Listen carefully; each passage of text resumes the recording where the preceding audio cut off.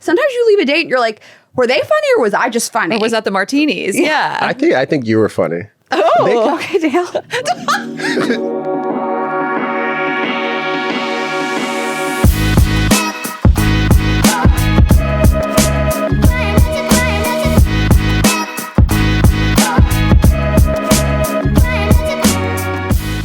Podcast is a Dear Media production. Hi, guys. Hi, guys. Welcome back to another episode of Girls Gotta Eat. August 3rd. July is over. We had a legendary run. It's my favorite month of my life. It's my favorite month. I can't believe it.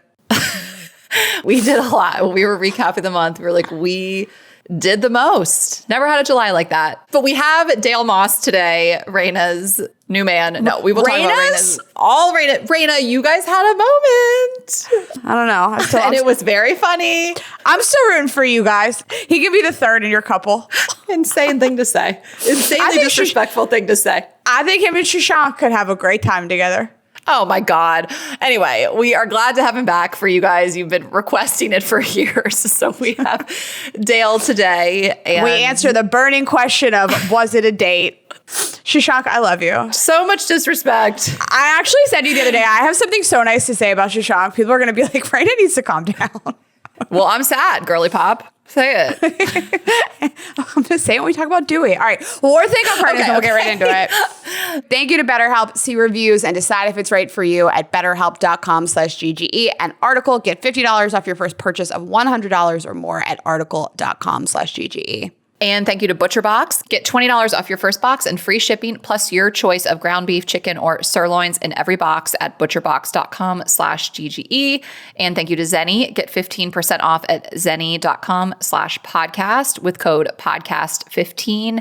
And Quince, get free shipping and 365-day returns on your next order at quince.com/GGE and app exclusive offers when you download the app. Ooh. So, yes, as August starts, I look back on the best month of my life, July, which we went to Dewey Beach. We took our annual trip. This was very early in the year for us. We typically go like late August, and I didn't really have any plans for July as of early June. I think we planned our trips like mid-June.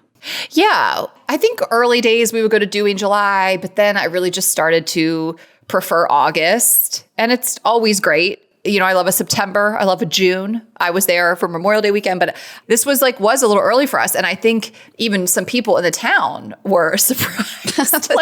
We surprised the town. This is the most when we see listeners of the show, and it's so special to us. We love you guys all over, but it's just so fun to run into the Girls Gotta Eat community in Dewey for 8 years running now. And it's just so fun. And I mean, I saw a girl on the street and she was like, oh, you guys usually come in August. Like, it was very funny. Like, people know that we're not usually there. So we surprised everybody. We were there for my brother's birthday. And just that was the time that worked best for us to go. And it really was such a special trip.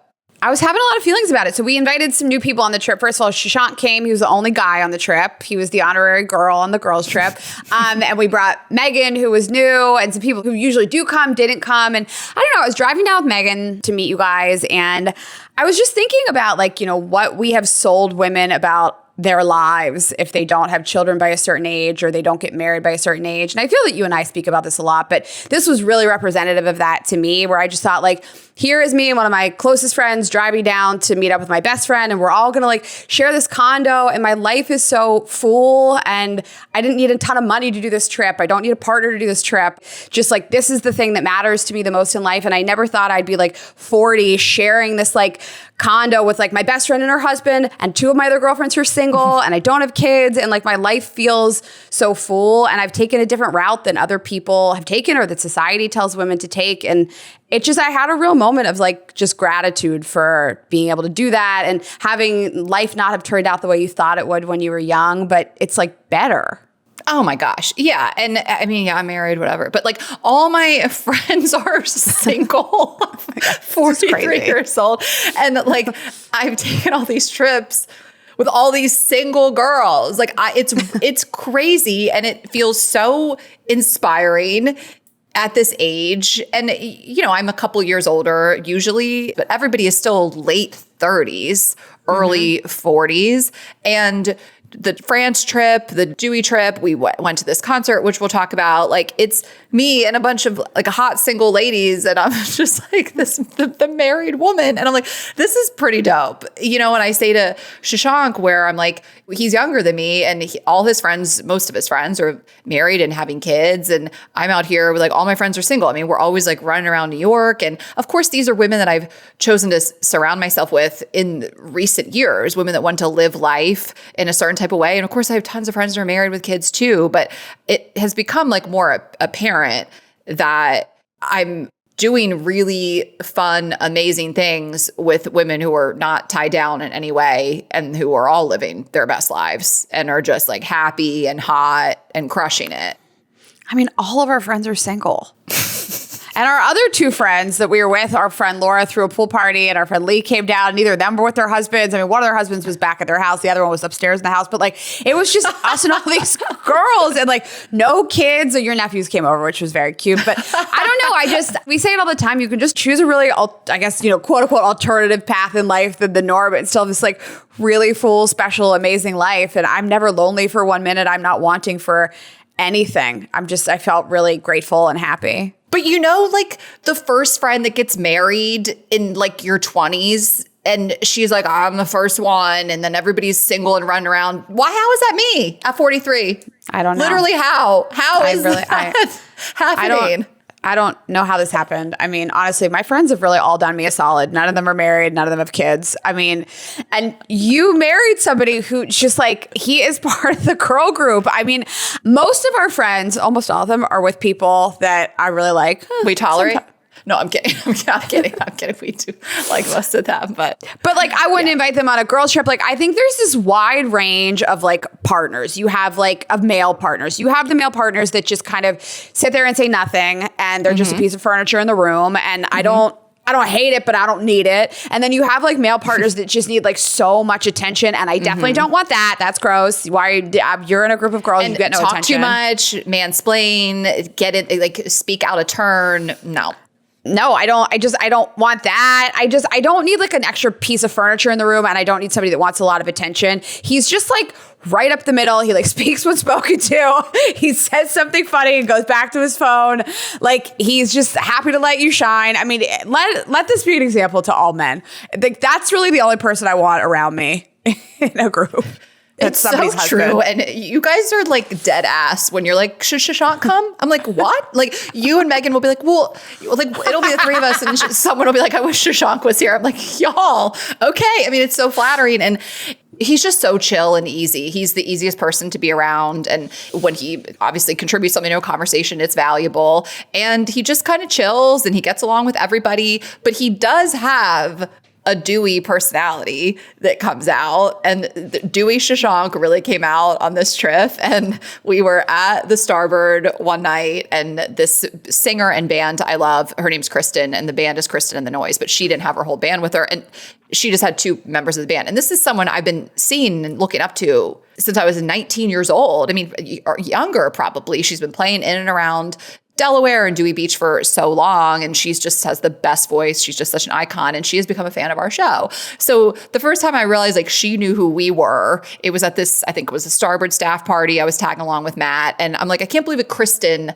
is like a fan of mine. Like I'm a fan of yours. Like it just is one of those crazy full circle moments. And so she's playing at the Starboard Sunday night. We go in and she's just like, girls got to eat in the house. And she's just being so funny. And then she came over and talked. She met Shashank and he was giving her requests and she was playing them. And at one point she was singing Alanis Morissette, You Ought to Know. And we were all like right up front and singing along. Shashank hands her his phone. No, Ashley. What are you doing? No, Shashank, that is the Kristen and the Noise. What are you doing? She grabs it.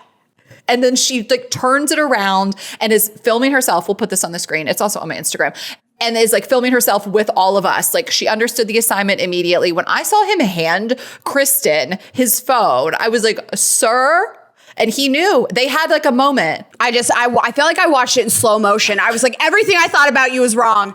Every single thing. Nope. I thought you were so cool, and gassing you up, and you deigned to hand your phone to Kristen in the middle of this. Like, what is about to happen? This is so crazy. He knew, and she knew, and we got this really fun video out of it. And of course, like, it's, you know, it's a casual, chill vibe. It's not like some concert and you're just like bothering the performer. You know, like, it really went off, and we were like talking to her and stuff like that. But people, like, he has, like, when he gets some drinks in him, he really does kind of become more outgoing, and he'll like be dancing and like, you know, rocking out. And it just was very fun. I feel like everyone's like, God, I really love Dewey Shashank. I'm like, yeah. I mean, we've had one night where he did pass out. It was the night we got engaged, and he did have to go home early and pass out with his shoes on. But that was the only time that Dewey really defeated him. Hey, we'll Otherwise, defeat he's pretty you. good. I mean, it's the most defeated I've had been on a trip too, but it was just so special. And I feel like I owe you guys an explanation if you're curious about what we do down there. So we were at the first night. We always go to the Jam, which is live music. It's really fun. It's our first stop. If you want to, you know, you can figure out where it is if you guys want to come stalk us. But we're there, and Megan, our friend, sees this guy with a shirt that says, I love mentally unstable women. And she's like, you got to get a photo with this guy. And so he doesn't even turn around. I'm just like, I'm going to take a photo with you. I take a photo of like my face with just his back. And then he walks off, never to be seen again. And I'm kind of drunk, and we're all just like, we should feed posted, right? Hard launch. Obviously, that's not my boyfriend. Obviously, it's just a funny joke, and I posted it, and all of you guys commented, and I feel like I got some of you guys excited, and I'm so sorry. I love you guys so much. I love that you're excited for me. That is not my man. He did, however, I will tell you guys, find me. He found me. He slid into my DMs. He said, hey, that's me. He sent me a photo of himself wearing the shirt. He was like, when can I see you again? I mean, they always find you. There's always a way. I'm sure someone sent it to him. Yes. That knows us. We have a large fan base in like the Philly, Delaware, DC area. So somebody just, he was wearing an Auburn hat, right? Auburn. Yeah. So somebody definitely just like sent it to him, but he was in my DMs quick. And listen, you guys, I did try to meet up with him, and then he said he had to go back to work. And then if this guy has a girlfriend. Oh God. Listen, anyone can have that shirt. It's just they sell it on the internet. I just thought you guys would obviously know it was a joke that I'm standing next to a sign that says I love mentally unstable women, which I am, but it made me laugh really hard. I'm so sorry to break your heart, guys. Yeah, so we just wanted to set the record straight on that. But it really was such a great trip. Something about it this time around, we just had such a good time. Everyone was like, this is like just been the best. And everyone just felt really grateful. And we did this big boat trip with all our friends and family and Matt's friends for his birthday. And my nephews were on it. And it was just wonderful. So I was just feeling really a lot of gratitude on this last trip. I really felt it. I felt really like emotional about it, that like, this is the thing I value the most, more than Saint-Tropez, like more than these other things. And it's just, I'm just glad it turned out this way. And I just would like to say that for the second year running, I am the pontoon boat flip cup champion. No one can beat me. I am a frat guy at heart, and no one can beat me. Yeah, I mean, I can't argue with that. Rayna, we play musical flip cup. It's so fun. We did it last year on my Bachelorette on the same boat. We did it again this year, and Rayna won again. I think you are the right height. Yeah, like, I agree. You don't have to bend over as much. Like, you're eye to eye with that solo cup. I know. You just flip it. And your nephew Aaron was like holding my hand, dancing with me, walking around. It's so cute. So like the music starts, you walk around, dance around the table, it stops, you take your drink, you flip the cup. That's musical flip cup, obviously. But Rayna was kind of in charge of Aaron. I had like showed him how to flip the cup when it was empty, and we had a fun time with it. That's on my Instagram as well, Ash has. But then Rayna was like walking around with him, and I was like, he's going to get some alcohol. Like, I was like, I feel like, no, I hope, I don't know how much you were really paying attention. I was like, there's no way Aaron doesn't get some high noon on this boat. But I paid attention. I mean, okay. I just, I'm scared of your sister-in-law. I feel like she's the kindest person in the world, but I don't want to get her done drunk. Oh, no, I'm kidding. But there was a point where we were like joking. We were like, is this safe to do? He's my little good luck charm. I love him so much. Yeah, he was such a sweetie. So it was really nice. And then after that, we I came back to New York and I was there for a minute. And then we went to this concert. If you guys spotted us in Edmonton, Canada, Edmonton, Alberta, Canada, which is a place I had never been. And we went to the Post Malone and Jelly Roll concert, and Carter Faith was also on the bill. And this was a tour that they have been on. Post Malone is touring all over, and Jelly Roll did this North American run with him. So this was like close to the end. Like we were like the third to last show, and we had a blast. I mean, they're both so talented. We just love them and had the best time. And a lot of people, like I posted some on my Instagram, like some photos, and people were like, what the fuck were you guys doing in Edmonton? And why did you tell us that you were there? So sorry, we'll give you a heads up next time. And it's nice to see a place that we haven't been. And we know we have lots of listeners in Canada. So maybe we'll come to a show there someday. Shashank has family there. You know, he's been a number of times, but we had never been. And it was great. The concert was incredible. Can't recommend it enough. It's over now, that bill, like Jelly Roll and Post Malone, but we're glad we got to see it. Yeah, it was amazing, honestly. Well, you and I performed with Jelly Roll on stage at the goddamn Comedy Jam in LA. So we actually have performed with him, but I've never seen Post Malone live. He performs with no shoes. I was like, that is brave. He is shoeless. And Jelly Roll is so kind and wonderful. And they're just both so talented. But Post Malone is up there, no shoes. At one point, he poured a beer into his hat and drank it. And then I think he was even like, that didn't go as well as I thought it was going to go. He was smoking a cigarette. How do you sing and smoke cigs? I mean, I love cigs, but I couldn't do it. I think he's so talented. He can do whatever. He can be drinking, he can be drunk, he can be no shoes, he can be smoking a cig, and he's still performing in such a way like he can just pull it off. I mean, they both are. And Carter Faith is incredible too, and so sweet, and she has an amazing voice, and it was just an amazing concert. And you know, we had a great time in Edmonton. We had steaks both nights we were there. That Alberta beef. Thank God. I ordered the same steak both nights. I was like, I need that steak. I love steak. There's something so about much. It was better the second night too. Also, we learned how young Post Malone is, and I did not realize. Did you know he was that young? I think he's 31. Well, I guess he's 31, so he started his career 11 years ago. Like I didn't realize he was a child star when he first came out, but it was great. We loved it. It was really fun.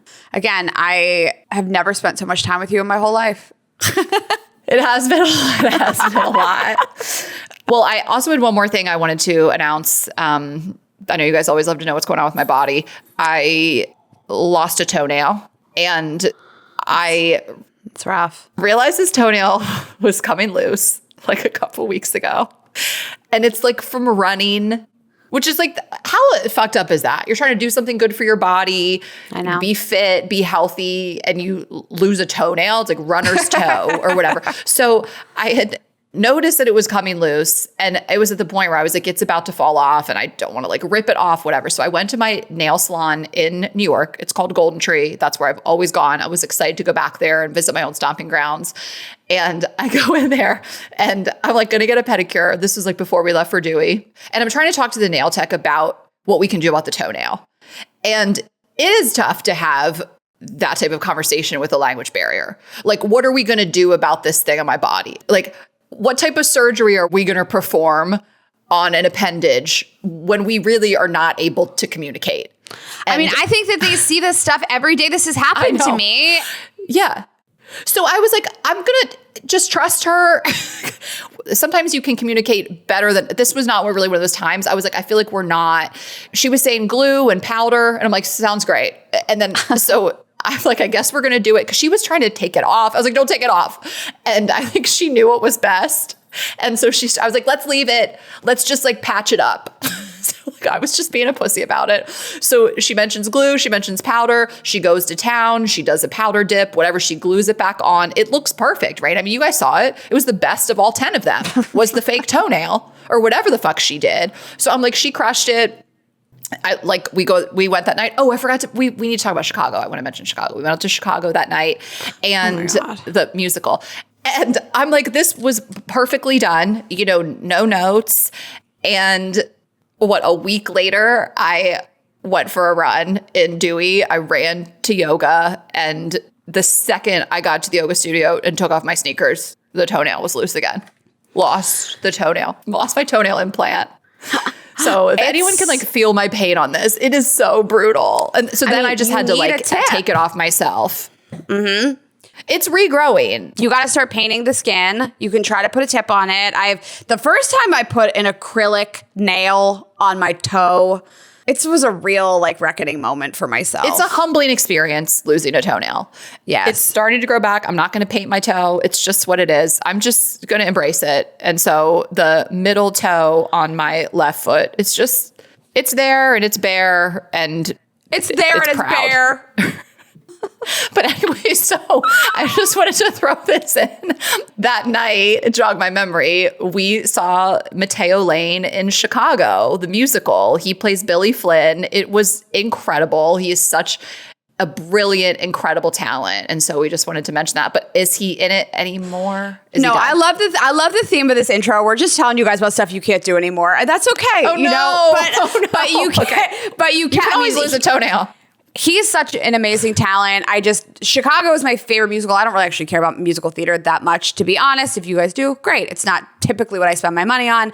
He was so phenomenal. He did a short run, I think 6 weeks maybe. And I mean, we've known him for so long. We've watched him just ascend to a level of fame and greatness that's just been so phenomenal. I'm so proud of him. I just felt like I was going to cry when I saw him come out. And he was saying how wonderful the crew was to work with. And if you guys have the opportunity to see Chicago, I mean, they're an interesting musical because they typically have, I forget what he said, stunt casting, where they have a famous person Whitney Levitt or Rayna Maddox. Yeah. He just was so phenomenal. So that was my first time seeing Chicago. People have seen it multiple times. I understand why. I really loved it. I didn't know too much about it. You've seen the movie. I haven't seen the movie.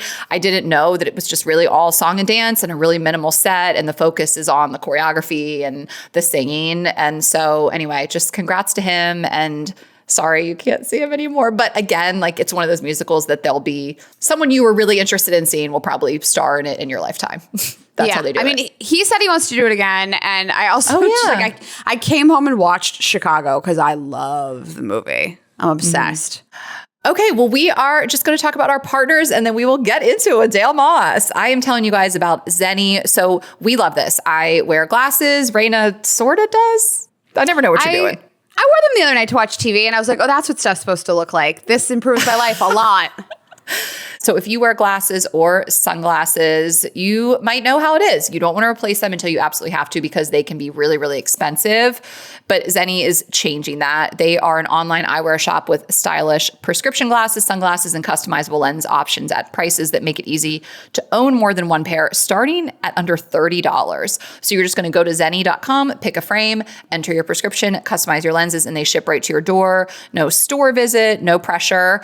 And we just love the styles. I mean, with this, you can get multiple pairs. You can get a pair for work, get a fun pair. I just think there are so many cute looks. I see people doing a certain look. I'm like, can I pull that off? And I just, I never know. I always gravitate towards the same style, but I really want to get more wire rimmed pair. There are over 150,000 5-star reviews. And if you've never bought glasses online, Zenni has a virtual try-on. So I love this. I mean, there's so much tech that can really show you exactly how you're going to look in these frames before you order them. I love these gold square glasses. Again, they start at just $30.95. So it is kind of a trendy look, but you can just get them and see how you feel about them. And so that's the pair that I am really into at the moment. So you guys can check them out. That scratched up pair has done its job. Upgrade today with Zenni. Go to zenni.com/podcast and use code podcast15 for 15% off your first order plus free shipping on all US orders over $65. The styles sell out, so don't sit on it. That's zenni.com/podcast, promo code podcast15. Okay. And you guys know I just moved. It was so important to me to decorate my space and make it beautiful. Obviously in New York, you don't have that much space to work with, so you got to utilize it well. And I loved using Article. So Article makes it effortless to create a stylish, long-lasting home at an unbeatable price. When you go on their site, they have such a large range. So in Venice, when I lived at the beach, I gravitated more to a coastal look. But in New York, maybe a little more mid-century modern. They have Scandi-inspired pieces. And then if you go on their site or their Instagram, they'll show you how to pair everything together and curate a room. If you're like, I just don't know how to decorate anything, they take great care in curating the collections and focusing solely on like high quality, meaningful pieces. The packaging is meticulous. The weight and feel of the product is great. It comes mostly assembled, and the delivery and support is just like truly second to none. So it's fast and affordable shipping and assembly. I had such a great delivery experience for everything. And if you have questions or you need anything, their support is also phenomenal. So they're available 7 days a week. But maybe it's summertime and you want to decorate an outdoor space too, and you don't want to buy like a whole outdoor set. I love even just accent pieces like chairs or tables. I really love this Aerie, A-E-R-I, outdoor lounge chair. It's slate gray. I mean, they have so much to choose from. It's so cute. So check it out. They do have a 30-day satisfaction guarantee. If you guys need anything, you can shop with confidence, knowing that if you're not completely in love with your furniture, you can easily return it. So Article is offering our listeners $50 off your first purchase of $100 or more. To claim, visit article.com/GGE, and the discount will be automatically applied at checkout. That's article.com/GGE for $50 off your first purchase of $100 or more. Okay, and I am so excited to talk to you guys about ButcherBox. We just got our ButcherBox. We have been having dinners with the meats in the ButcherBox like every night. Like we did steaks last night. We did salmon the night before. We have made burgers. I mean, it's such like good quality, and we are just obsessed with it. If you guys know, we cook a lot around my house, and so we have just had so much fun with it. And it makes it easy, like healthy, like eat healthier with these quality ingredients, and so you can just like stop overthinking dinner and focus on making something that you're going to love. ButcherBox is 100% grass-fed beef, organic chicken, wild-caught seafood, and more, all sourced to standards they can actually tell you about. They've already done the research and made the tough sourcing decisions. So all you have to do is decide what's for dinner. So we just love this. I mean, I'm sure you got yours too, and you've just been like enjoying it. It's just so nice to have like a freezer and a fridge stocked. Oh, we got the bacon too. We had the bacon in our burrito. And Shashank made BLTs. And what have you been making? It's just nice to have like a freezer stocked with everything. I came back, I have like ground beef, I have top sirloins, I have chicken, I have scallops. So I just have all these proteins that are really great in the freezer that I can grab, which I love. Yeah, we did a chicken parm. The chicken was so, chicken can be a little weird. And so I just really trust the quality standards that they have in place. And if you guys want to go look on the Kitchen Sink's Instagram, we did like a chicken parm. Shashank made it like all table side, and that was with the ButcherBox chicken. And so we are really just so obsessed with it. So I just think this is like the way to go no matter what you have going on. If you live alone, you live with a partner, a family, this is just great. If you are looking for an easier way to get great meals on the table, give ButcherBox a try. Go to butcherbox.com/GGE to get $20 off your first box, plus your choice of free ground beef for life, or free chicken thighs or top sirloins in every box for a year with free shipping always. That's an insane deal. So that is butcherbox.com/GGE. Again, butcherbox.com/GGE for those items of your choice. Be sure to use our link so they know we sent you. And let's get into it. All right, guys, we are very excited to welcome back our guest today. He is a model, a television personality, a former pro athlete, a partner in A-Team, a private members-only dating platform. He gained widespread fame in 2020 as a contestant on season 16 of ABC's The Bachelorette, where he won the final rose. Please welcome to the show, back to the show, Dale Moss. This is a full circle moment, so I appreciate y'all having me on. He gained popularity on 2018 when he came out of Girls Gotta Eat. For real, like it's crazy to think like back, like just, early stages. And it's been awesome just to see the growth and everything that y'all have done. So I'm so proud of y'all. And it's full circle moment. Let's go. Welcome back. You were one of our first guests. We met you at a party and we were like, he could come on. Yeah. We did. We met you at a party at Mouth Media. Spring Place, yeah. He was friends with the Mouth Media people. Yeah, that was a long time ago. Yeah. And I was like, let's have him on. And here we are. Yeah, I was like, he's hot. Let's have him on. Let's go. I was here for it. It was fun though. I remember that episode like very, very clearly. So yeah. So what's happened in 8 years? Yeah, 8 years.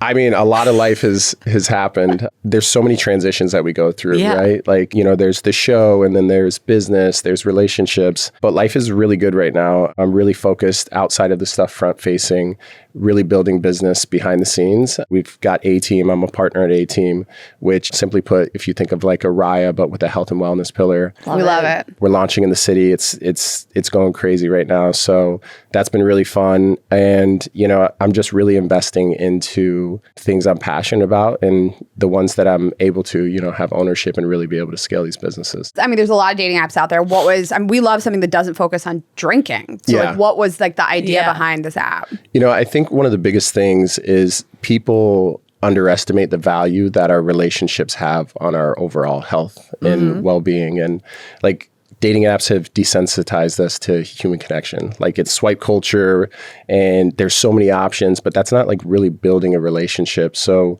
we launched A-Team with the idea that if you can create a space with people with shared values, shared mindsets around their health and their well-being, that you're getting them one step closer to alignment. And like we say, we're like the official dating app of wellness, but wellness is just the common ground. And then when you actually get into the product, it's human connection. So that's really the basis of it. It's been like an awesome ride so far. We're early stages, but we've got a lot of traction and it's been fun. I've grown a lot from the process. Is it available or not? No. So we're taking applications. We've got about 12,000 people on the wait list. Okay, so people aren't using this app quite yet. So we built this in a very intentional way where you have to be accepted on the platform. Totally. So we're doing onboarding now. I think we've onboarded 4,000 people. We've got about 12,000 people in queue.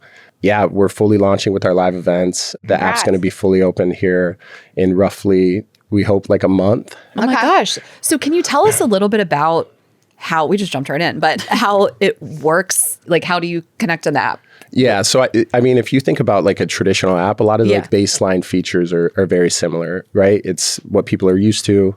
The onboarding phase is a lot different. It's really asking a lot more about what's your day-to-day like, your health, wellness routines, fitness, I would never how get you ground accepted yourself. on this app. Well, it's very funny because I think about like Field, which is like, are you into like cucking or choking? That's my or preferred app. And then this is more just like, do you like Peloton or running? I was actually going to get on that app. I love Field. Yeah. I mean, but it is like, it is You can like, have a do you field like day being, on Field. Do you like being put in a cage? Do you want to get peed on? Do you want to have a threesome? Do you want to be a third in someone's couple? And I'm like, fuck yeah, let's fucking And go. Dale's app is like, do you watch Yoga Flow? Do you like to run on the West Side Highway? Yeah, but this is the thing though. Like, it's not like people that don't drink. Like, I love a good cocktail. I go out and I turn up. But I do know that like where I ground myself is like doing the hard things, like, putting an effort at the gym. And it's really all about alignment, because I think like in having an identity, most of these apps don't have an identity. Raya's like value proposition is exclusivity. These niche ones that actually catch on are doing really well. And our whole thing is to get people together in real life. I love that. We just think that like so many of our friends are sober and they don't drink, and it's like they have to introduce the idea that they're sober rather than meeting through some other type of activity. And I mean, I drink on a first date. I always do, because I think it just lowers my anxiety. But it's crazy that you like walk into meeting a stranger, you immediately impair your judgment. You're like, I want to actually like lower my inhibitions to remember things, see this clearly, decide if I want to sleep with this person, see this person again. Sometimes you leave a date and you're like, were they funny or was I just funny? Or was that the martinis? Yeah. I think you were funny. Oh, okay, Dale. But in the best way. You guys, first of all, we need to talk about your relationship status, Dale. So someone sent me a reel. Okay. Did someone make a reel of you being single? Oh, Liv, yeah. So Okay, Liv's my girl. Made me want you to we've always wanted to have you. We've been asking for years to come back on. And there was like some points where we almost had you on and then you like couldn't come on and talk about your relationship because of The Bachelor. Like you had to cancel on us, whatever. So we've been wanting to have you back on for years. So Claire was like, no, but Claire was like, we've acted too crazy. Someone sent me this reel of like Dale is single and looking, and she was like, you guys should have him back on. And I was like, you right. So I've gotten so many messages because of from that. Yeah. Well, it's interesting because like you look at, the reel and there's comments and stuff, but then actually like the DMs and everything like that. Liv's like a great friend. I've been seeing a lot of this lately. They're like man on the street just going up to people like typically working out and saying like, are you single? How old are you? What are you looking for? And I love it. Okay, so this was your friend that just was like, Dale's it was a available? fun thing. She'd wanted me to do it for a while, and I've always been a little bit reluctant. But the fact of the matter is, I am single. I think anything is going to like kind of naturally happen in due time. But I was like, this could be fun. Let's put it out there. And honestly, the response has been great. I've like I'm not going on. I haven't gone on any dates or anything from it. But people truly like, you see how much people are like yearning for connection and putting themselves out there. You see the yearning when you're hot and single. Man. So what are you looking for? I feel with a relationship, obviously we have to be like very aligned. I love a woman that's career driven, that really goes after, what she's passionate about. I think that is a level of understanding that someone can relate with me, because sometimes I don't know when to turn it off. And, I've also realized like proximity for me is a big thing. I've done distance relationships for a long time. Yeah. I travel a lot. I move around a lot, and really just like looking for someone that I can build a home with, right? I'm 37 years old. I'm pretty clear on what I want as far as a future. And it always goes like to my partner first. Kids and all that stuff can, come after the fact. I think I'm also just in a place where I feel very comfortable and secure opening up and like experiencing like new people and like just put myself out there. So we'll see what happens. Okay. So you've had some public relationships. That was going to be my question. Oh, okay. So in terms of a public relationship, you've had these past public relationships, like even your relationships that weren't from the reality TV or from The Bachelor were still public. Yeah, without a doubt. Yeah. So people know who you're dating. Like, I am curious your thoughts on that. Is that okay? Would you rather have it differently the next time? Or is it easier to be with somebody that understands that is also the nature of what you do and them? Yeah, I think it's really like a case by case situation. It's funny because one of my relationships literally came from the podcast. We know from this show. No, we're aware. It's every man that comes on the show ends up just an avalanche of pussy. But so we talked about this was your ex. Then the breakup was public. It was. And so we thing. mentioned it briefly on the podcast, and she sent us a nice message, and she was like, "I don't know if you knew that I messaged Dale. Did she slide in your DMs when she heard you on our show? Yeah, in from 2018, the 2018 which show. Which is crazy. Like, she's an OG she listened fan. to like way later, and then went back and listened to every episode once she found the podcast. That's amazing. Shout out to her. Yeah, very flattering. Out. Yeah, but I think the public side, and everyone handles it, a lot differently. The show creates, and I think a lot of people in reality are dealing with this, right? When you go through ups and downs, like everyone in your life has to go on the ride with you, whether you like it or not. I think in a lot of situations, people are focused more on regulation than the actual relationship because of the stresses that go on around it. Me personally, back in 2020, that was like, an eye-opening thing, but I've had a full career, like whether it was sports, I've been, in front of the camera, or been in a lot of unique circles. So I had a life in this New York scene well before. So the public aspect was never really too difficult for me to handle. But I think you just really have to understand how you're going to protect and preserve like the relationship, because like not everything is for everybody. And I think also like some people handle it really well. Previous relationship, it was definitely public, but we never had any issues. We communicated about everything. We always came to each other first.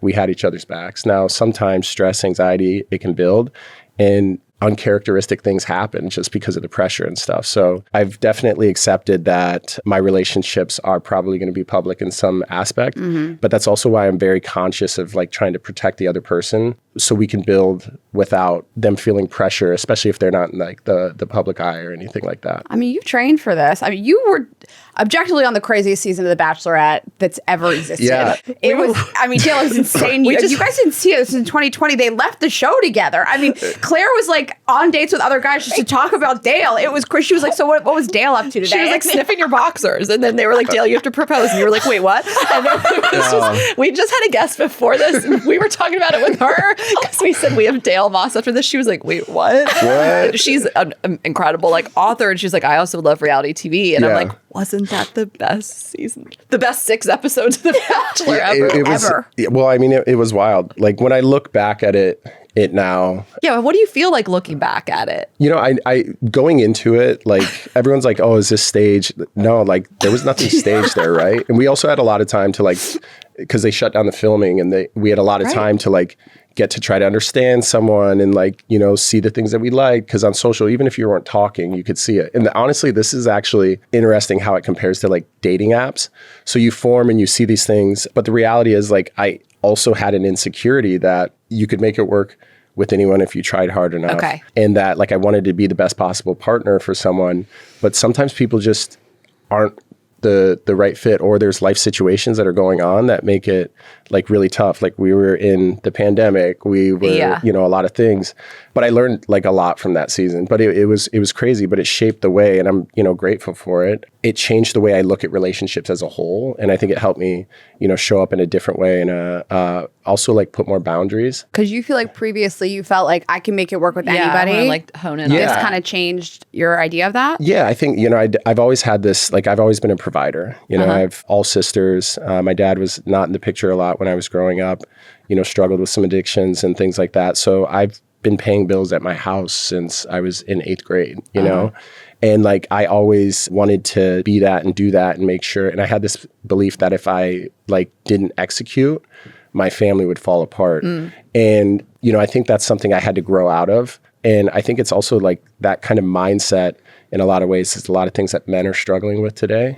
Like your identity is built on your success, when the reality is like most don't even know how to express themselves emotionally. Yeah. And I was very fortunate to have women in my life, and I have women in business that are like my partners, my agents, like my team. And that was like a big gift for me. But even with that, like the pressures of like wanting to provide, it took a long time, and I'm stubborn as hell to like actually let go and say, hey, like I don't have to be all these things, or I don't have to have everything figured out. So again, when you get everything stripped away after a relationship, you have two options. Either you grow from it, or like, I don't know, you just keep going down the hole. Yeah, you spiral. So I am interested in that though. Like, are you a person who previously has felt like love is enough? Like, I will make it work no matter what. And has that ever caused you to stay in a relationship kind of past its expiration point? Oh, without question. Okay. Because my parents were together for 45 years. And like there were times I prayed my mom would just, you know, separate just because it was chaotic at times. But I also saw them stick together because they were friends and they really loved each other. But like, I never like believed in divorce. I never wanted to get divorced. It was just one of those things. My dad would always like say like he didn't believe in divorce. Got it. Yep. But yeah, I've definitely stayed in some, you know, some on the public side, trying to weather the storm and like see if there was a way like, you know, you could figure it out. But the reality is like, sometimes it's just not a match. But I've definitely gotten to the point where if I'm not feeling it, you know, I'll let someone know quickly. I move through things pretty quickly. You know, I've had to learn to not just like go into the shell and just isolate and just completely cut out like everybody as well, you know? Why would you cut out everybody? Post breakup or in the relationship? Not in the relationship, but I think the in-between, right? You know, I've never been a big dater, but I feel like we're in a world where people won't commit. Like they're very fickle. When shit hits the fan, like, you know, they blame other people. So I think that was just like, that's just from some of the experiences I've had throughout life. And again, those are like protective barriers that like I had to just grow through and realize like I had to also make better decisions on who or what I was like drawn to. You know, it's like a woman, like they don't want a man to try to like save them, right? It's like, how can you add to their life and how does it make sense naturally? And for me, like, you know, I had to learn that. Like, I don't need to solve every single problem, especially in a relationship. If anything, I think a lot of women are like, I just want to hear like, man, that sucks, instead of like, here's the solution to this. Yeah. You see a lot of people in that push and pull, because I think a lot of men, they're like, the value I can bring is explaining to you how to fix this. And you're like, but I'll save you. Which is valuable in a lot of situations. But I think a lot of women are like, no, I need emotional intelligence. I need somebody to say like, that sucks and I'm so sorry. And, you know? Yeah. Well, let's talk about this and this emotional intelligence and this modern masculinity. And I love hearing from you because you have sisters and like you said, women on your team. Very Jalen Hurts of you to have an all-female team or mostly female team, whatever. I can't say that in New York. Yeah. But we want to talk about this, and we were just talking with you. You're watching Off Campus right now. And I think that has really brought this version of masculinity that women are craving right now, where you can have a strong, athletic, masculine dude. You don't need this Timothy Chalamet looking dude, but he can still like, this guy can still have feelings and emotions. Timothy Chalamet is wild. He can still look like Jacob Elordi. You can have both. And I think that you've probably embodied that for a long, you've embodied that for a long time, but like, are you seeing more of it? Like, we just want to hear your take on this. Yeah. I'm not all the way through the season, but I've gotten up to episode 6, but it was really eye-opening because it shows like what healthy relationships could look like, Right. but also like the men in that, I think they're patient. There's times where they could get angry or, pop off on someone, and they don't. It's like, what's the best interest and how do we figure this out together? And they're like really respectful in it. And I think like I do see that with men a lot nowadays. I think a lot of men, or maybe it's just the circles I run Right. and like it's hard for me to also at the same time be around a lot of men because I just feel like I'm geared a little bit different. It's funny that you feel like that because you were a pro athlete. Yeah. So you grew up on teams with men. Yeah, which is great, but it's just like there's certain things that we're like, I'm not out like trying to chase anything. If things happen naturally, like it is what it is. And I've also been like around like so many women. We're building like this dating app, and I've had so many conversations, but it's really interesting because I think a lot of men just don't know how to express and how to communicate. Right. And Like, I don't think have the like tools. there's a lot of confusion on like what they can and can't do. I've heard more in the workplace, right? Even complimenting someone and like some fear around Right. it. But overall, like what the writers and the directors are doing on off campus is really like saying like, this is how like a relationship could or should be. And from a woman's perspective is saying like, this is what I'm looking for. And I think it's like, it's a great blueprint because, it's truly like that's something that I would hope that I would have in a relationship, that patience, that communication. Yeah, I just think it's sending a pretty clear message if anyone's actually going to like pay attention to it. Do you feel like you men in your circle are like trying? Like, are you seeing a shift? Yeah, I mean, like the ones like probably too many softies. No, but like they won't ever admit that, but like they want more out of a relationship. Right. If they're in a tough situation, they're scared on like, how do I navigate this? Do I push through? Do I exit? Do I leave? A lot of like my close friends, because I'm an open book. Like, when I've gone through breakups, I communicate about it. I've had friends see me just bawl my eyes out who've never seen me cry in my life. Like male friends? Yeah. Yeah. But also in those states, like they're there for me. They talk through things. They share perspective. They check up. So those things definitely do happen. And like I've been pretty fortunate with that in my life. But that's also what I look for in friendships and relationships. Like, we've only got so much time, and it's like I can only fuck with like so many people. But if it's like, if you're not checking some of those boxes, we're not on the same page. I think, pop culture gives people permission to be a certain way. So if you see these examples of men, it allows people to like be more like that. Yeah. I don't know. I hate to say like men are getting better because I never want to say that, but and I don't know that I believe that. I think but they're getting better and worse. I think we have a disparity. Yeah. But I've noticed this like trend in a couple things, and we were talking about it earlier, but I wanted to hear your thoughts. We wanted to hear your thoughts on it. And it first occurred to me on the Summer House reunion when I was watching Jesse Solomon and KJ really turn their backs on West. And West hadn't really done anything directly to either of them, but they were like, you have no integrity, and so I can't fuck with you anymore. Like, you have hurt people around you. You're a liar. You don't seem to like cop to anything. So like, I can't fuck with you. It's not like obviously Carl was going to take Kyle's side, but like these other men that really were West's friends sat on stage and were like, I don't fuck with you anymore. And then Ashley and I saw this example kind of recently in a breakup where this couple we know broke up, and I think we didn't really know whose side everybody was going to take, hers or his, and his behavior was deplorable. And his male friends were like, I cannot support this or fuck with this at all. I don't hate you forever, but like I'm not on your side for this. Yeah, I just can't have it. I think that's a common thing. Like you're seeing it more? Oh, without a doubt. The bro code is over. I think like, so like bro code. Yeah, let's talk about it. Because like I, dealt with bro code. I think some people just don't want to get involved in other people's shit in their relationship. So I don't think it's sometimes bro code. I think it's more like you're an adult, handle your business, handle your, and also in like a day-to-day relationship, like you're not in someone's house and all this shit all the time, right? But I do think like the conversations, I've had many friends that have distanced from some of their other friends because they're like, I don't get down like that. Like that's grimy. I can't trust you if you're doing this, or like you're married and this happens. Like I can't be a part of it. So I think that's really a thing. And on the Summer House side, those are relationships that have been built for a long time. And you're also like messing around like on the inner workings. Like that's a tough thing to accept. So I think that's something that's a lot more common.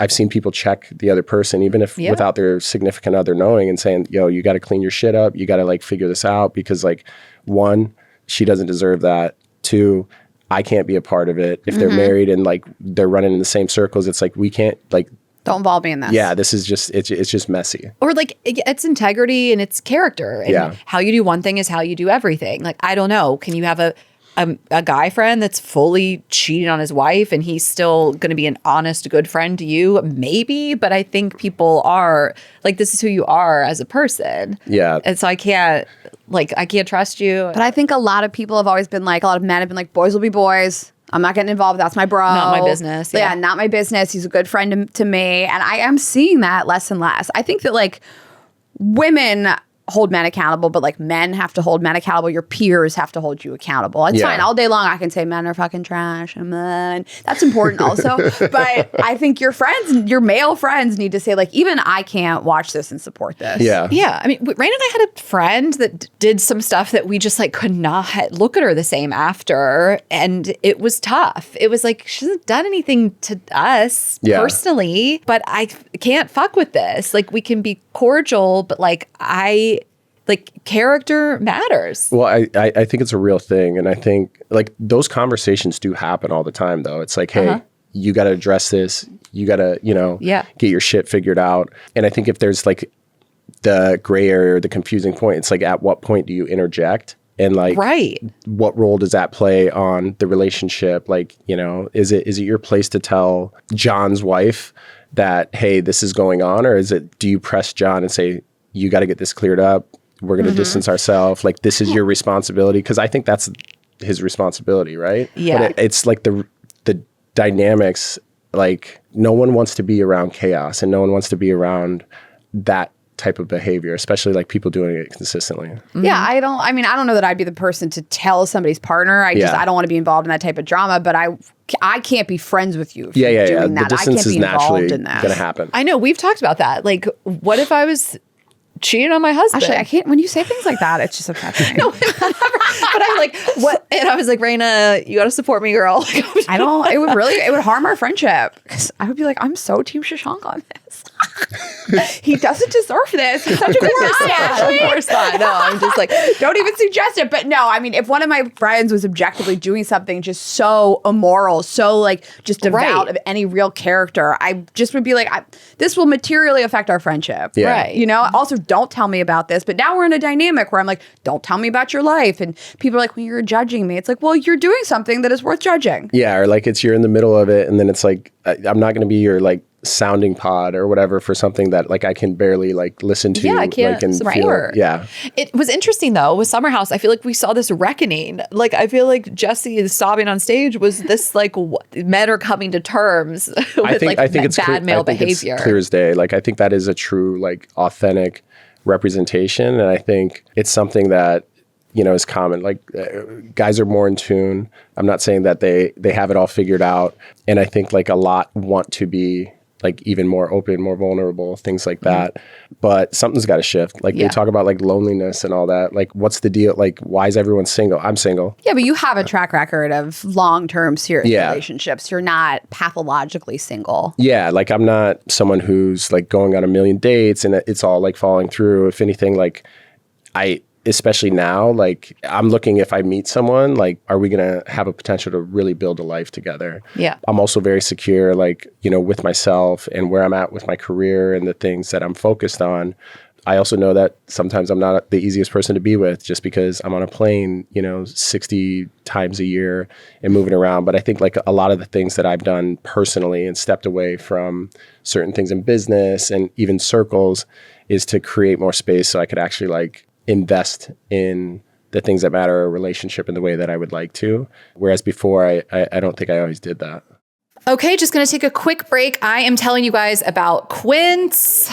We're obsessed. August, great time to start thinking about how you want to look ending the summer and going into the fall. I mean, I am so excited about Quince cold weather items, the cashmere. Yes. I mean, we just love Quince linen and silk in the summer and cashmere in the winter. And then everything else they sell all year round in terms of the accessories, like the bags and whatnot. So if you don't know, but we've talked about this for so many years, Quince specializes in effortless, high quality essentials. So like we mentioned, the premium Mongolian cashmere sweaters, there's ultra soft organic cotton. Everything is so high quality. I washed a sweater the other night and I was just like, I can't believe that this isn't pilling. I've had it for years. The washable silk, I'm so sick of wearing silk and having to take it to the dry cleaner. But when it's Quince, you don't have to do that. And they have amazing denim as well. premium stretch denim starting at just $50. Amazing fit. I have this exercise dress I wear all the time. The outfit that we travel in all the time is this fleece, sweats, and sweatshirt. I have 2 sets. I just alternate them every single time I get on a plane. We just love it. Again, the prices are 50 to 80% less than similar brands. The prices are just incredible. You won't even believe it. They work directly with ethical factories and cut out the middlemen. So you're paying for quality, not the brand markup. And like we mentioned, it's not just apparel. There is also hotel quality bedding and bath items, kitchen staples, essentials, thoughtfully designed furniture. Oh, Brittany, she got her couch on Quince. Crazy. One of our friends just moved to New York and she got this amazing couch from Quince. So you guys can upgrade your everyday. Download the Quince app for app exclusive offers or go to quince.com/GGE. Get free shipping on your order and 365-day returns. Now available in Canada and the UK too. Shout out to Edmonton. That is QUINCE.com/GGE and definitely download that app for sure. This episode is sponsored by BetterHelp. So you guys know that they've been a partner of the show for years. And obviously, Ashley and I are huge advocates for therapy and addressing anything that's going on in your life, whether it's anxiety, whether it's job changes, romantic changes, anything in your life. But I don't know that we've ever actually talked about how much other people love this service. So if you're just wanting to know what other people say besides us, you can check it out for yourself at betterhelp.com/reviews to see amazing customer reviews in real time. The reviews are updated every day with hundreds of people saying how much they love the service and it's been helpful for them. And you can visit betterhelp.com/reviews to see for yourself. And they have an average live therapy session rating of 4.9 out of 5 based on over 1.7 million client reviews and feedback. And they have a therapist match guarantee. So if you are not thrilled with your therapist, they will help you find somebody else, no matter what it is you are thinking you'd like to address. But more than 6 million people have used BetterHelp globally, and their therapists have at least 3 years and 1,000 hours of on-hand experience. And they make it super easy to get started. So you're just going to answer a few questions, get matched with a therapist based on your needs. And again, switch anytime if it's not the right fit. So Ashley and I always recommend therapy. See the reviews, see what stands out, and see if BetterHelp is right for you. Visit betterhelp.com/GGE. That's betterhelp.com/GGE. I'm going to throw you a curveball, Dale. So you have how many sisters? 4. 4? Yeah. Oh, I Did we know this? No brothers. I knew you had all sisters. sisters. No brothers, 3 older, 1 younger. That's a lot of sisters. Yeah. Are you close with all of them for the most part? Yeah, I'm close with my entire family. I'm going to get in trouble if I rank them. I'm just kidding. I know. So 3 older sisters is wild. How involved are they in your dating life? Do they approve and like women easily? Have they ever really not approved of a relationship? I got to know the ins and outs. My young sister that's my ace. We communicate about a lot of things. Okay. She's definitely got her opinions. Yeah. Ultimately, she just wants me to be happy. Of course. But she knows the in and outs, but she'll also check me if I'm wrong. Yeah. She'll be like, what the fuck is wrong with you? Get your shit together. Stop acting stupid. Okay. Yada, yada, yada. But if she's not feeling someone, they're going to know. Like they could be on FaceTime and I'm be like, FaceTiming someone and I'm like, hey, I'll be right back. And she'll be like, take her with you. Oh my God. So it's not the older ones as much as the younger? No, it's my younger one but she's just protective. Okay. Right. And she knows, and she's seen the things I've gone through behind the scenes in relationships or like where, I feel like I've just taken a high road or not created chaos. She's been with me through everything. So she's just very, very protective. But I love that, she's that involved, but I also at the same time make my own decisions. Yeah. I don't share a lot of my personal stuff with all of my family for a very specific reason. Well, how would you even have the time? All those people. Yeah, exactly. Like, you gotta get on a group Zoom. Yeah, but people want to protect you, right? Yeah. So I don't even talk too deeply with it. I have a select group of friends who I'll really dive into with it, but because everyone has an opinion, it can sway. And I believe if there's too many cooks in the kitchen, you don't even know what the fuck's like. But is it hard to get those sisters' approval? Or are they pretty open? Or do you have to work for it? I think my family's really accepting for sure. Yeah. So I think if they show up, if they invest time, easygoing, across the board. That's good. Okay. Are they in South Dakota? Are they all over? Where are your I've sisters? got 2 down in Georgia, in Atlanta, and the rest are in South Dakota. Okay. So, but yeah, they're I'd be getting texts and everything, or if they see something they don't like. Or, have they been like, Dale, seriously, you can't. What do they think about The Bachelorette? I mean, my sister was really excited, right away, I think. But whenever she also saw like all the stuff behind the scenes and like some of the stresses that went along with it. And she just, I think that for her, she wished I hadn't gone on the show because like everyone goes on the ride with you, whether you like it or not. Yeah. And they don't know all the in and outs. They don't know like the time you spend with your partner or whatever that they never see. But I think it was just a lot of stress on her. And it was also really tough for her to see, like, there's positive comments, but there's also negative. Yeah. And like, that's really, really hard for anyone, especially if they're not used to that space. So, and it was during COVID. I think you had an even more captive audience than I think you would at have that in time any it other was the most time. viewed season in the history of the show. I mean, it deserved to be. It was Well, psychotic. it's the best season of the show. I mean, we'll see what happens with Taylor, Frankie, Paul, but like, Are they going to air it? Yeah. Yeah, they're just TMZ broke. Well, I mean, by the time this airs, it will have started airing, maybe. but you're 5 episodes. How many? Do you remember how many? I was 4. 4 episodes, and you guys were home. And they had to find a new Bachelorette. We didn't even do the reunion. Or they did the reunion. We just That's weren't 4 there. episodes in Bachelor. Well, I couldn't believe what we were being served. It was insanity. But when you're in it, like I was there and I was like, I feel like I'm just like being myself. Sure. And sometimes like, because Yeah, there's times where people are so worked. polished and put together and whatever. And I feel like I was just like kind of being myself. And maybe I was like a little naive to like production and cuts and edits.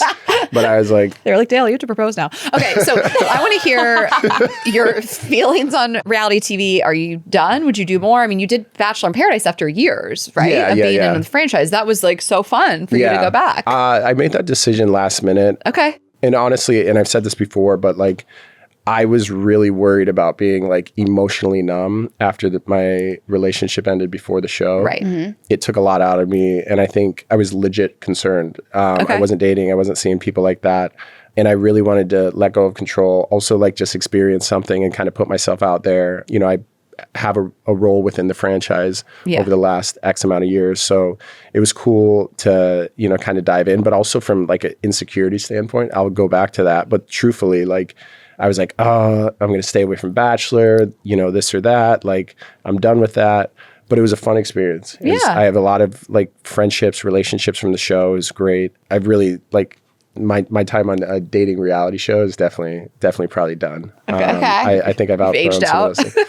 Aged out, but also like I've just moved on from a You're lot on of other to new things. stuff. Would you say that breakup was the toughest breakup you've had? The one with what we talked about that found you from our show? Like, Yeah, was that- without question. I'm interested in how men handle breakups. I think I know how women do, and we've been through that. But like, how did you work through that? Like, what got you through? Like, what advice do you have? I think the biggest thing with that, and I like she's like we're on great terms. I know good. she's We love to hear that. fine with me. She's great. Touching base on it, but we like really loved each other. Yeah. We honestly had a really strong like great relationship. Yeah. But it was a pretty eye opening because we were both going through tough things in our personal lives and life at the same time. Okay. Right. And when that happens, sometimes there can be a disconnect or you can develop resentment because you're not able to meet someone else's needs or vice versa. Yeah. And there was a lot of push-pull. Eventually, like we truly cared about each other enough to say like, hey, we gotta pause this because this is not who we are. This is not how we show up for each other. And it was tough. And I think the reason like it was so tough, looking back at like that time is because we weren't bad people. We really loved each other, but like the dynamic just Not wasn't sustainable. working. It wasn't sustainable. And like that was really tough. It's like you got to separate, but this is someone who you at the time or like you believe you'll spend the rest of your life with.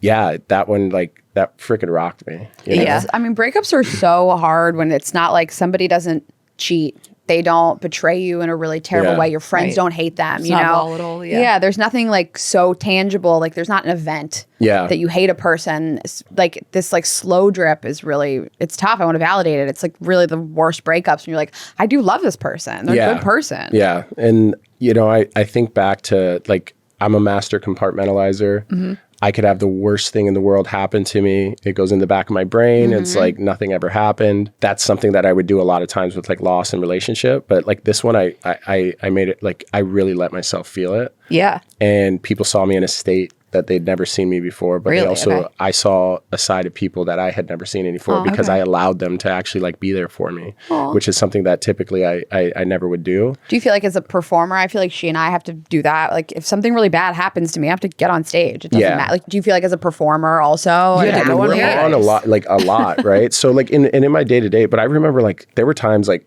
I could even I was like, I'm fucking done right now. But it was like the best thing for me, like growth wise, to let people support me when they could. Yeah. And it helped me move through it quickly. Like, you know, Totally. yeah, understood like this had to happen. It's just like the point, but I moved through it like really quickly rather than something dragging on. And also like, I know I left nothing on the table, and I think we both felt that way.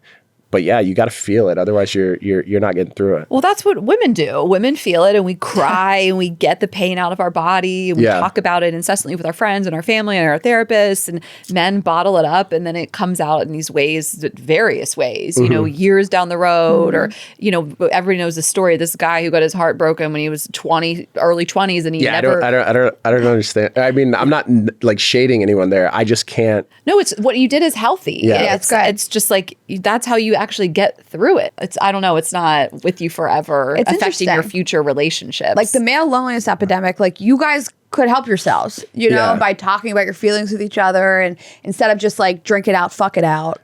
Yeah, that old, what is it? Get under to get over or whatever. Yeah. What, Is get that what over it people by say? getting under it? Yeah. I mean, Something everyone like goes through their things, but like, yeah, you got to work through your shit. And Yeah. like, this is coming from someone who would bury stuff for years and years and years. And it affected me in a lot of ways that, you know, I just was causing myself so much more problems and, you know, issues than I needed to. Yeah, you got to feel it for sure. Yeah. And then I always feel like that worst, terrible breakup, you will never actually go through that again. I mean, hopefully the next person you find that will be your person forever. But it's just like my breakup like that. I was like, I can get through this if it were to happen again. I like know I have the strength. Yeah. Of like the moments of like despair, crying on the floor. I feel like I could die. I just think you do it once. That's like so spot on, because I hear a lot of people say, like, oh, I'm afraid of hurting someone or I'm afraid of getting hurt. And I'm like, yo, after some of the things I've gone through, whether it was the loss of my mother or like some relationships, I was like, I can get through this shit one way or another. It doesn't mean it's not going to hurt. It's not going to suck. But like also, if you're going to get to the levels you want in anything, you got to be willing to go through some pain. And you got to be willing for it to like crash and burn at some point. Totally. And then pick yourself up. So I've kind of embraced that. Like, let's go. The pain's just not going to kill you. And I remember my first really bad breakup, the worst of my life. I thought I was going to die from the pain. Like it was just so bad every single day. I just like couldn't eat, couldn't sleep, couldn't shower, couldn't leave the house. I was so depressed and I pushed through it. Like eventually you don't think about it 100% of the time. You think about it 99% of the time. And like that's a win. And you know you'll get better. And if you really have pain like that in your life, you lost a parent, like you know that you can face other pain and overcome it. I know. And people just, they try to avoid it. And I can think of I don't know, I'm like looking at a woman or a man even, and you're like 30s and they're just so scared to go through it. It's like, it's coming. Yo, you got to go through it. We will all get fuked up by that. Oh yeah. And I'm telling you, it fucked me up. Like you have a bad breakup or whatever, but like some of my friends, we'd be in a group there and be like, oh, don't fuck with Dale right now. He's on edge. He's working through his problems right now. But they knew like, I was like, whatever emotions were coming for a little while, like, you know, 3-4 weeks, like stay away from Dale. Oh, it was all over. I was like telling people, don't come visit me right now because like you're not going to get the best version of me. Like I got to work through this. Like, but were you leaning on like guy friends? Yeah. Like it sounds like you have a strong circle of male friends, which is like so healthy. Yeah. My friend, like Duncan, who's a psychologist, but he worked with me through a lot of things. I've worked, you know, I've been very, very fortunate to have like very emotionally intelligent men in my life, but also like even my father, like we talk through things, like my closest friends. And the funny thing is, like in the moments where I was not expecting to open up, or it was visibly like I was not okay. Mm-hmm. The amount of people who I didn't even have that relationship with that came and like kind of consoled or nurtured or like talked through things, and then they opened up about their situation, and like our relationships and bonds got a lot tighter through that. But you have to like let them help you or be there, or you got to let yourself kind of fall sometimes. Yeah, be vulnerable. And yeah, so that tightened my bond with a lot of people, but it also let me know that like whatever on a relationship, like if it's the right person, I'm not afraid like going all in because worst case scenario, Totally. you're going to be all right at the end of the day. Yeah. So we asked you what you wanted to talk about today. And one of the things you had written was that women have raised their standards and it's just changed dynamics with relationships in general and men and how they have to show up. So let's talk about that a little bit. Yeah, I think like literally men, cars, credit cards, like success, like I think they've always banked on that as far as like almost like a personality trait and value. Yeah. But like women are making more money than ever, a lot like than most men, right? Education, you're looking at like their position in the corporate world. So you have people who can provide for themselves, like point blank simple. So what are you bringing to the table? You know, the joke is like all you can bring to the table is your personality now. So like, what do you got? Yeah. And being like a supportive partner, an emotionally intelligent partner. That's like, part of the personality. Yeah, true. Oh, but it really is. Like they talk about like emotional intelligence and things like that. But I think like, and in general too, like this is not like a control. Like I think about back with like my grandparents, my grandma never worked and, you know, my grandpa like provided for everything. People were kind of tied to each other because they needed each other to even survive. Sure. Like that's not the case anymore. Right. And I also think like this old way of like thinking about masculinity, toughness, control, like you got to be tough and resilient and everything like that, but you don't have to bury everything. But it's also like a respect thing, right? Just how would you show up and how are you going to treat people in your day to day? But yeah, I think, you know, there's been a big shift and I think that's a big reason why women are now like not choosing men where before it's men choosing women. Well, what are you bringing to the table? Yeah. I mean, the amount of incredible women I know that are single, I mean, there's such a disparity between incredible men that I know that are single and incredible women. I mean, half of my girlfriends, a lot of them, almost all of them in New York are successful, beautiful, interesting. They work out, they have hobbies, interests, they're talented. They're all single. And that's not the case for the men that I know. Yeah. So women are choosing to just be solo. Yeah. I've heard it's like so many like conversation. They're like, I don't even care if I'm dating right now because like the pool is so bad, or like I'm good, I'm sufficient by myself. I don't need anyone for any. So like, unless they're bringing something to the table, it's not worth my time. Also, I don't want to be like a man hater. Like I think partnership is the most beautiful thing in the world. It enhances your life. It's the best feeling. Romantic love is the best feeling you could ever feel. Yep. But I think that women just have leaned back and they've just said like, if it costs me my peace, it's too expensive. So you're like a natural provider, you said. Like you kind of alluded earlier that maybe in the past you've maybe had a little bit of like a savior complex. I'm not accusing you of that, but just in general, you know, wanting to like provide, and now women don't need as much providing for. So have you thought about that? Like kind of had to reconcile that because you want a strong, independent woman, but you also want to provide. Yeah, I mean, I think I look forward to it because I like and I know how I should. Let's go. Stop the podcast. Let's get it. I tried to say that under her breath. Honestly, I know I'm strong and independent, but I can be silenced and I am ready. I'm ready to be. You can pay my bills. Yeah, I don't need to pay my bills. I'm all set. Let me adjust how I sit real quick. Maybe you guys should go on a date. Maybe you should bring your backpack. Right? You guys should go on a date. Let's talk about that. The fucking backpack. Okay. I don't fucking care about women's standards. Let's talk about if you guys went on a date or not. Okay, that was important to me. 8 years ago. You invited Ashley to what? Meet you at an event? It was some premiere. It was a towel. And then Ashley came with a backpack. Yeah, I was just like, hey, like come, like let's hang. That's the thing. Like sometimes I'll be like, I don't even consider like, is it a date? I just wanted to like, kick it. You know, I'll see what she shows up with, a purse or a backpack, and then I'll know if it's it was weird because in my head I'm like, I'm like, I hope this is a date, but I have my backpack. Like I don't know. So, like, yeah, we met and then we had you on the podcast. And then you invited me to whatever it was. It was the movie premiere after party or something. Yeah. A towel. That towel. And I'd been out all day. I don't know. I checked the backpack at towel. Like I don't know. And then I was like, yeah, I don't know. I didn't know what the vibe was, but we're friends and we're cool. Everything worked itself out. I bought her a backpack for her birthday a couple years ago, and it was a huge missed opportunity. I didn't mention this. We mentioned this in the podcast. It's been like Girls Gotta Eat lore. Like, did Ashley and Dale go on a date? I don't know. You tell us. And then I would see sometimes in comments, like if I would comment on your post, which like your post with your partner at the time, I'm like, you know, hyping you, I'm in support of it. And people would comment back to me 5 backpack emojis. You know what? I need to get a red backpack. Yeah. But I like truly, I just was like, I just wanted to like kick it, like get together and get to know you. I didn't consider it like a date. No, or it's in the friend zone situation. I get it. It's fine. I'm married now, so don't even worry about it. Yeah. I wasn't dating like really anybody, honestly. Yeah, unlike now where he's going to pay my bills and he's just going to hobble me. Let's go. So we talk about this because I quote Keke Palmer all the time with her saying like, I want partnership, but I don't need a man's money. So that's not what I need from a man, but I need support and love. And like, I think of what my husband provides for me and like, he doesn't pay my bills. Yeah. You know, like I make more than him. This isn't like a secret. That's not our dynamic, but like what he does for me it's invaluable. Like his support for me, like I feel like I'm at the point where I can get through the day without him, but he just like supports me so much. Yeah. Like I am fine on my own. I was fine on my own for 40 years, but like I do need him in a lot of ways, you know, and I would be fine without him, of course. And I wouldn't. He is the best. He does a lot. He goated. like really supports me and he is like emotionally intelligent. He does all the things. So it's just like, I think some relationships have had to be shifted with a woman who doesn't need your like financial support, but she wants your like emotional support, and you know you could be there in that way. So yeah, I agree entirely. And like acts of service is my thing. So like I like doing the small things, and I think like nowadays the small moments and the small things are so rare because people are moving and all these options, but they're the most important. So I've never had like a worry about how I can show up for someone.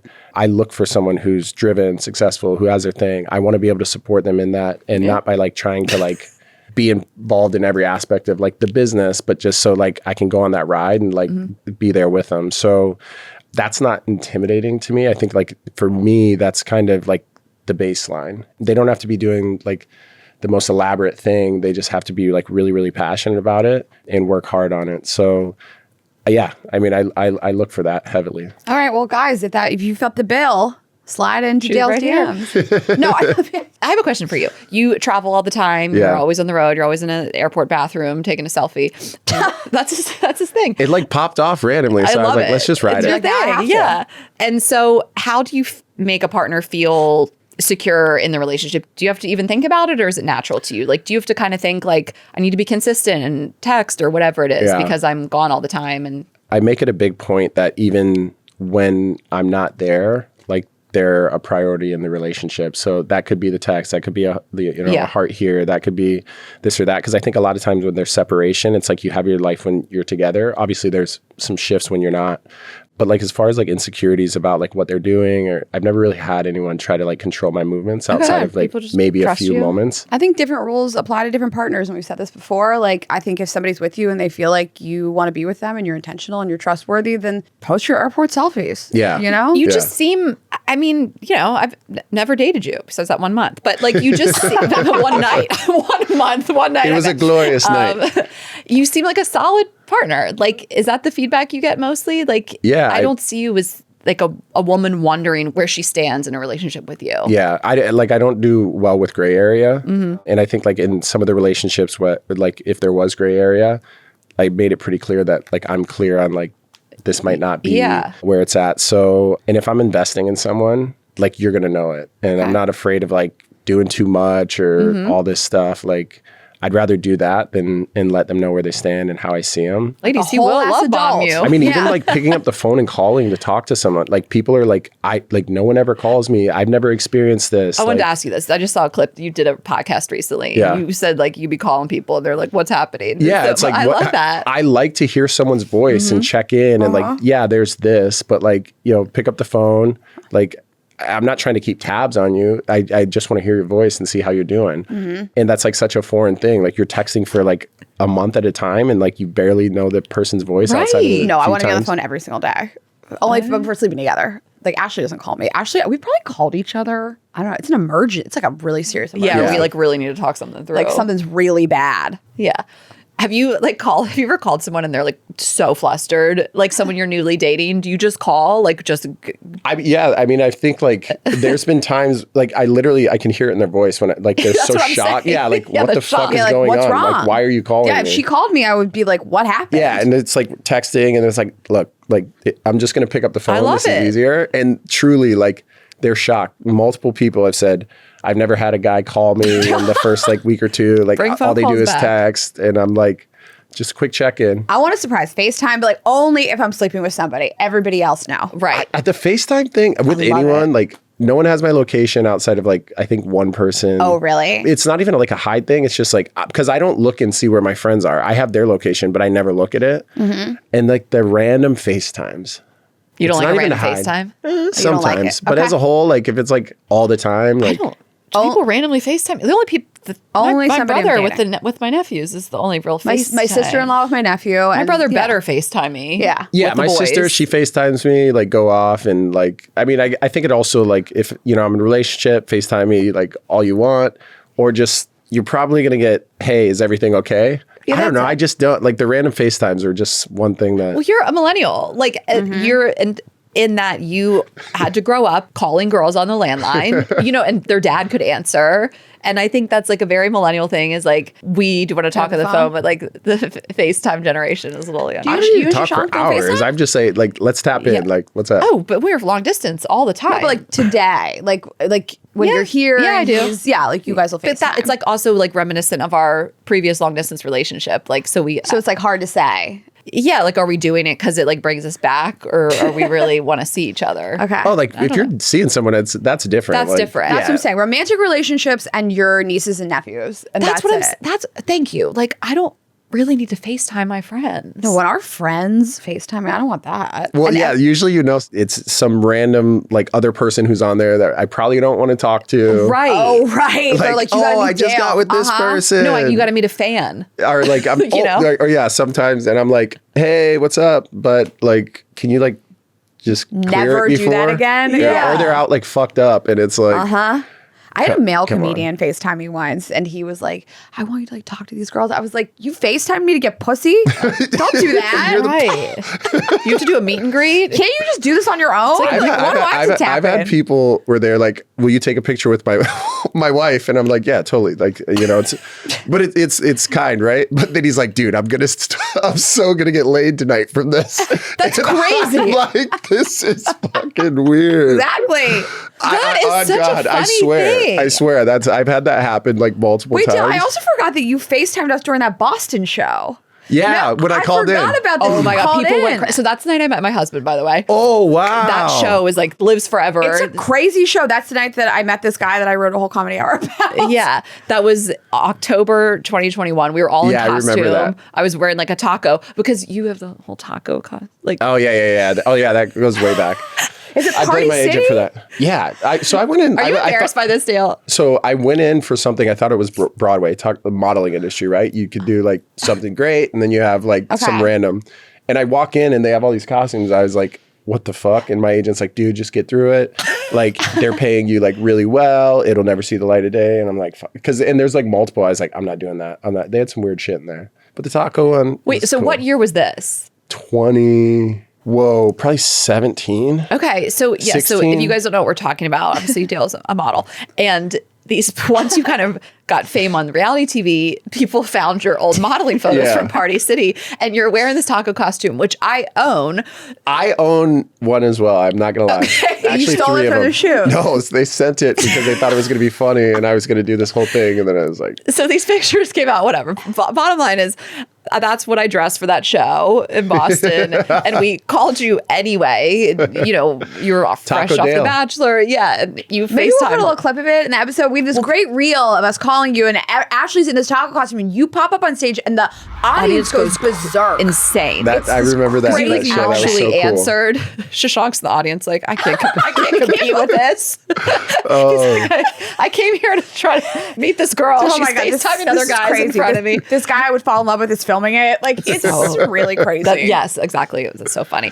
Well, Dale, this was so lovely. Yeah, this was amazing. Thanks for coming back on, and tell everybody whatever you want to plug. Like, can you direct people to try to get on the app or? Yeah, I mean, you can see things I'm doing on social media, Instagram, a little bit on TikTok, but A-Team, truly, I think that we're building something that's going to change the way that people connect. Okay. A-Team.co, you can download it in the A-Team.co. App Store, and A-Team.co on Instagram. So, and we're congratulations. launched here in New York City. It's That's hitting right awesome. now. Oh yeah. Do you know Bobby? You do. Yeah, Bobby Westside. Okay. Well, I just feel like Adonis. Yeah, AT. Adonis and everything. Okay. Yeah. I love this. All right. We're going to work on some stuff together here pretty soon. Oh, great. Yeah. Okay. Well, you guys know where to find us. Girlsgottaeat.com, Girls Gotta Eat Podcast on Instagram and TikTok. I'm Ash Hess on Instagram and TikTok. Rayna is Rayna.Greenberg, RaynaGreenberg.com for her tour tickets. You can watch full video on Spotify or YouTube. Watch this one for sure on video. We recommend it. Share with a friend, and we will see you guys Thursday. Have a good week, guys. Bye.